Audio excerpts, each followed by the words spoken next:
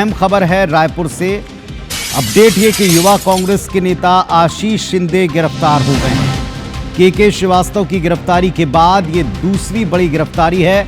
करोड़ों की ठगी मामले में आरोपी है के श्रीवास्तव, जो कि पूर्व मुख्यमंत्री के बेहद करीबी बताए जाते हैं। के को फरार करने में आशीष शिंदे का हाथ था, मदद की थी। के पैसों को ठिकाने लगाने में भी मदद की। पूछताछ में कई नाम सामने आए। आशीष शिंदे को पुलिस कोर्ट में पेश करने वाली है। पूछताछ के लिए रिमांड पर लिया जा सकता है। तेलीबांधा थाना पुलिस ने गिरफ्तार किया है। तो धोखाधड़ी केस में यह दूसरी बड़ी गिरफ्तारी है। के श्रीवास्तव के बाद उससे हुई पूछताछ के आधार पर आशीष शिंदे युवा कांग्रेस नेता हैं, जिन्होंने मदद की थी के श्रीवास्तव को फरार होने में और उसके रुपयों को इधर से उधर ठिकाने लगाने में।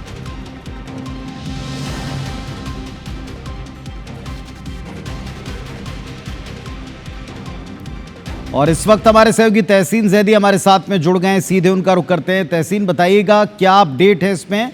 इस गिरफ्तारी के बाद में रफ्तार आ सकती है, धार मिल सकती है इन्वेस्टिगेशन को, क्या बताया जा रहा है? देखिए, ये जो पूर्ववर्ती सरकार के समय जो मुख्यमंत्री थे भूपेश बघेल, उनके बेहद करीबी माने जाने वाले जो के श्रीवास्तव को भोपाल से गिरफ्तार किया गया था। 12 दिन की रिमांड ली गई।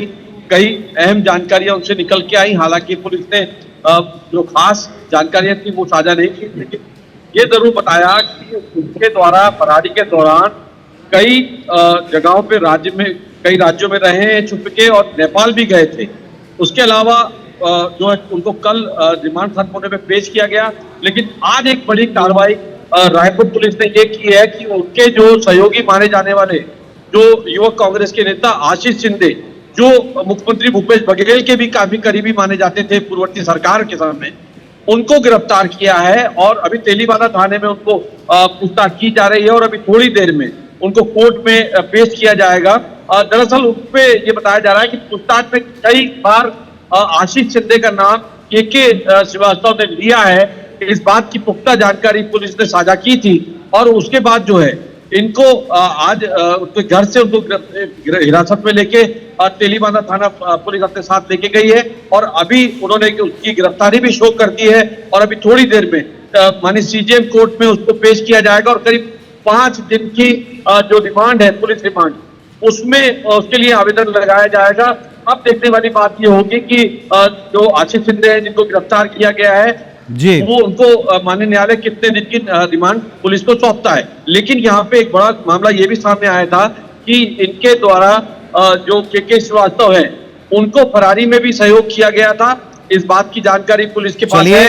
कुल मिलाकर ये देखना होगा कि कितने दिनों की रिमांड मिलती है। पूछताछ के 2 प्रमुख बिंदु होंगे, जैसा आप बता रहे हैं कि कैसे मदद की और रुपयों को ठिकाने लगाने में किस तरह की भूमिका इनकी रही।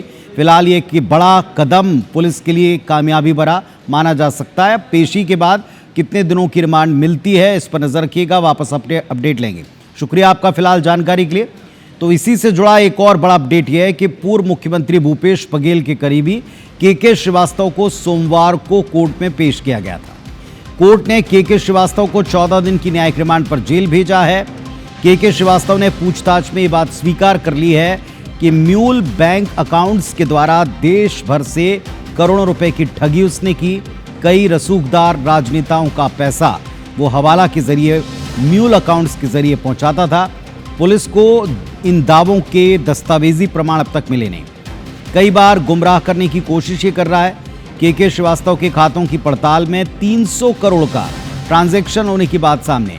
ये खाते ईडब्ल्यूएस के मकान में रहने वालों के नाम पर हैं।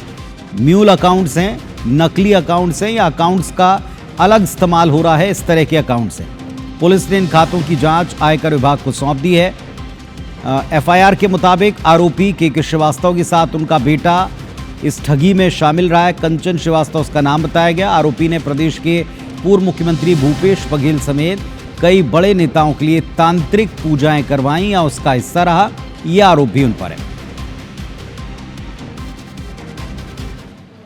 लगभग 10 से 12 दिन का पुलिस रिमांड लेने के बाद पूछताछ किया गया है, जिस पर कई तथ्य सामने में आए हैं। उसको माननीय न्यायालय के समक्ष पेश करके के श्रीवास्तव को तेलीबांधा के प्रकरण में न्यायिक रिमांड में 14 दिन के लिए जेल भेजा गया है और प्रकरण में भी विवेचना जारी है। जो